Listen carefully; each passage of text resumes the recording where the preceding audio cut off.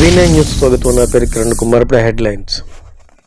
జాతిపిత మహాత్మా గాంధీ పేరును తొలగించడం చాలా అన్యాయం. రేపటి నుంచి జీఎంసీ గాంధీ బొమ్మ వద్ద ధర్నాకి, శాంతియుత ధర్నాకి సిద్ధంగా ఉన్నాం.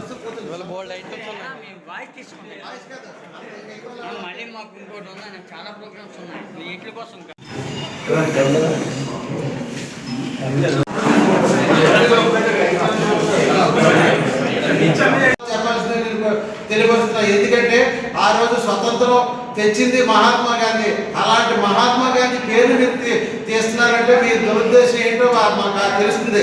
కాంగ్రెస్ పార్టీకి దెబ్బ కొట్టాలని కాదు, పేద ప్రజలు కడుపు కొట్టాలని మీ ఆలోచన. ఎందుకంటే ఇవాళ మహాత్మా గాంధీ పేరు చెప్తే ప్రపంచంలో ఎక్కడైనా ఇండియా అనే గుర్తింపు వస్తుంది. మహాత్మా గాంధీ పేరు తెలియని వాళ్ళు ప్రపంచంలో ఎవరు లేరు. అటువంటి వ్యక్తి పేరు మీరు తొలగించడానికి మీ ఉద్దేశం ఏంటో మాకు తెలియపరచాలి. తెలియపరచే పక్షంలో ఏఐసిసి వాళ్ళు మాకు ఇచ్చిన ప్రతి పోరాటాన్ని మేము శాంతియుతంగా చేస్తాం. మేము శాంతియుతంగా ఖచ్చితంగా రేపు నుంచి మేము ఫిబ్రవరి 25వ తారీఖు వరకు మేము అందరం కాంగ్రెస్ శ్రేణులు అఖిలపక్షాలు అందరినీ కలుపుకొని మేము ఖచ్చితంగా ఈ పోరాటాన్ని మేము తీవ్ర స్థాయికి తీసుకెళ్తున్నాం. ఎందుకంటే ఇది ఉపసంహరించుకోవాలి. మహాత్మా గాంధీ గారి పేరును కంటిన్యూ చేయాలి. ఆ రోజు ఏ చట్టంలో ఏవైతే మేము కాంగ్రెస్ ప్రభుత్వం చేసిందో ఆ చట్టాన్ని మీరు కంటిన్యూ చేయాలి. జగన్మోహన్ రెడ్డి కూడా దీన్ని స్పందించట్లేదు. ఎందుకంటే జగన్మోహన్ రెడ్డి కూడా ఖచ్చితంగా కూటమి ప్రభుత్వకే అనుకూలంగా ఉన్నాడు. ఆయన కాంగ్రెస్ వాళ్ళే ఆయన ఇవాళ ఈ స్థాయికి వచ్చాడు. మర్చిపోయాడేమో ఆయన తండ్రి రాజశేఖర రెడ్డి గారి ఆశయాల్ని ఆయన బొంగులో తొక్కుతున్నాడు. జగన్మోహన్ రెడ్డి కూడా మాట్లాడలేదు. ఇవాళ ఈ విషయం మీద జగన్మోహన్ రెడ్డి మాట్లాడకపోతే ఆయన ఈ ప్రజలకి, ఈ ఆంధ్రప్రదేశ్ ప్రజలు కూడా నమ్మరు నెక్స్ట్ టైం అయింది. ఎందుకంటే ఖచ్చితంగా ఈ విషయంలో ఏదైతే మహాత్మా గాంధీ జాతీయ ఉపాధి హామీ పథకం ఏదైతే ఉందో దాన్ని ఖచ్చితంగా కొనసాగించాలని కాంగ్రెస్ పార్టీ డిమాండ్ చేస్తుంది.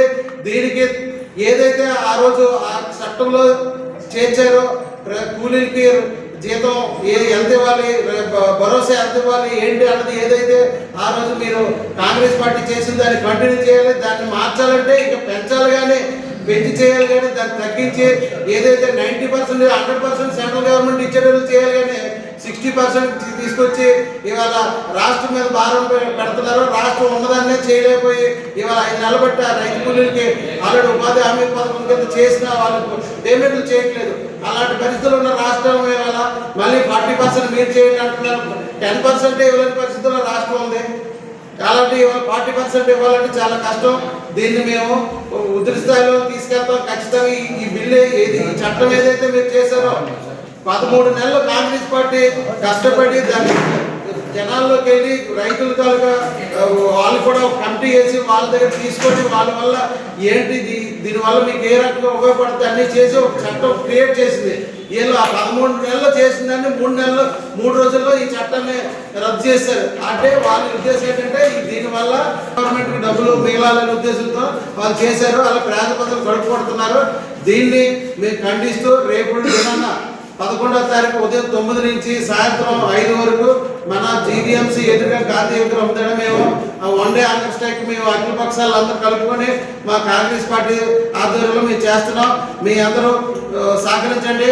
ఖచ్చితంగా ఇది ఏంటంటే మా పార్టీ కోసం కాదు, పేద ప్రజల కోసం. మనం పేద ప్రజల హక్కులు మనం కాపాడాలి, రాజ్యాన్ని కల్పించిన హక్కులు మనం కాపాడుకోవాలి.